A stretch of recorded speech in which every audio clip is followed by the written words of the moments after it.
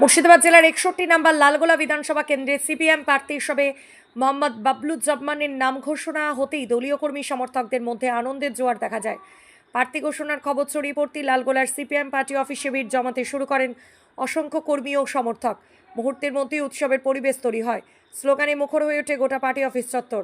দলীয় কর্মীরা জানান, বাবলুজ্জামানকে প্রার্থী হিসেবে ঘোষণা করায় সংগঠনের মধ্যে নতুন উদ্দীপনা তৈরি হয়েছে। তারা আশাবাদী আসন্ন বিধানসভা নির্বাচনে মানুষের সমর্থন নিয়ে শক্ত লড়াই করবে সিপিআইএম। এদিন উপস্থিত নেতৃবৃন্দ বলেন, এলাকার উন্নয়ন, সাধারণ মানুষের সমস্যা এবং জনস্বার্থের বিষয়গুলোকে সামনে রেখে এবারে নির্বাচনী লড়াই নামবে দল।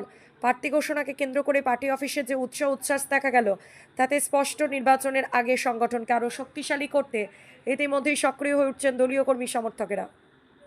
গোটা রাজ্যের যা ইস্যু আপনারা দেখতে পাচ্ছেন, বেকারের কাজ নেই, 26,000 চাকরি ইতিমধ্যে বাতিল হয়েছে, প্রাইমারি শিক্ষকরা আতঙ্কের মধ্যে আছে, শিল্পেও কলকারখানা নেই, কর্মসংস্থান তলানিতে।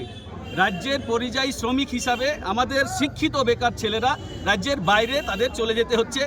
সেখানকার নিরাপত্তা আজকে রাজ্যের কি কেন্দ্রের সরকার দিতে পারছে না। তাদের খুন করা হচ্ছে, তারা লাশ হয়ে বাড়ি ফিরছে। গোটা রাজ্য জুড়ে আমাদের দাবি, বেকারের হাতে কাজ চাই, শিল্প চাই। এই শিল্পায়নের মধ্য দিয়ে বেকার ছেলেদের কাজ দিতে হবে। আপনারা দেখেছেন ইতিমধ্যে মমতা ব্যানার্জি কাজ দিতে না পেরে 1,500 টাকার ভাতা ঘোষণা করেছে। একটা MSc পাস ছেলে 1,500 টাকার ভাতার লাইনে দাঁড়াতে বাধ্য হচ্ছে। এটা গোটা পশ্চিমবাংলার শিক্ষিত যুবকের কাছে লজ্জা।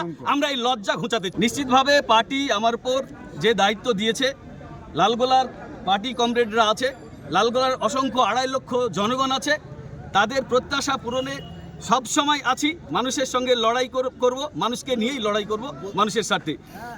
বেকার শিক্ষিত ছেলেদের চাকরি, তারানগরের ভাঙড় হসপিটাল আপনারা জানেন, লালগোলার যে গ্রামীণ হসপিটাল আছে তা রুগ্ন হয়ে গেছে। আপনারা দেখছেন রাস্তাঘাটের বেহাল অবস্থা, তোলাবাজিতে অন্দর ভরে গেছে তৃণমূল, কি মন্ত্রী থেকে পাড়ার নেতা পর্যন্ত। এই দুর্নীতি মুক্ত বাংলা গড়তে আমরা লালগোলায় ভূমিকা পালন করব। পার্টি যে দায়িত্ব দিয়েছে নিশ্চিতভাবে সেটা পালন করার চেষ্টা করব। এটা তো আমরা সারা বছর ধরেই লড়াই করছি। দেখছেন যে সিও দপ্তর অভিযান হয়েছে, আমাদের সিপিআইএম পার্টি রাজ্য সম্পাদক বামফ্রন্টকে নিয়ে আমরা সিও দপ্তরে 2 দিন ধরে অবস্থান করেছি। আমাদের দাবি, এই 60 লক্ষ বৈধ ভোটারকে অন্ধকারে রেখে এই ভোট ঘোষণা হতে যাচ্ছে। আমরা আশাবাদী, আমরা বলেছি যে এই অবৈধভাবে যারা বৈধ ভোটার তাদেরকে বাদ রেখে ভোট করা যাবে না। ইতিমধ্যে দেখেছেন কমিশন ঘোষণা করে দিয়েছে গায়ের জোরে অ্যাডজুডিকেশনের নামে 60 লক্ষ মানুষ। আমাদের লালগোলাতেও হচ্ছে 1 লক্ষ কাছাকাছি, মুর্শিদাবাদ জেলায় 11 লক্ষ হচ্ছে অ্যাডজুডিকেশনে আছে। তাদের সাপ্লিমেন্টারি আজকে লিস্ট হবে, দফায় দফায় লিস্ট হবে। এরপর হচ্ছে আপনারা শুনেছেন ইতিমধ্যে যে তাদের হচ্ছে ট্রাইব্যুনাল হবে। আমরা মানুষের পাশে থেকে যেমন আইনি লড়াই হবে তেমন রাস্তার লড়াই হবে। একজন বৈধ ভোটার যাতে বাদ না যায়, এই লড়াই আমাদের চলতে থাকবে। প্রচার কখন থেকে শুরু হচ্ছে? প্রচার এখন থেকেই শুরু হয়ে গেল। এই যে অসংখ্য কমরেড এসছেন দেখছেন উৎসুকভাবে।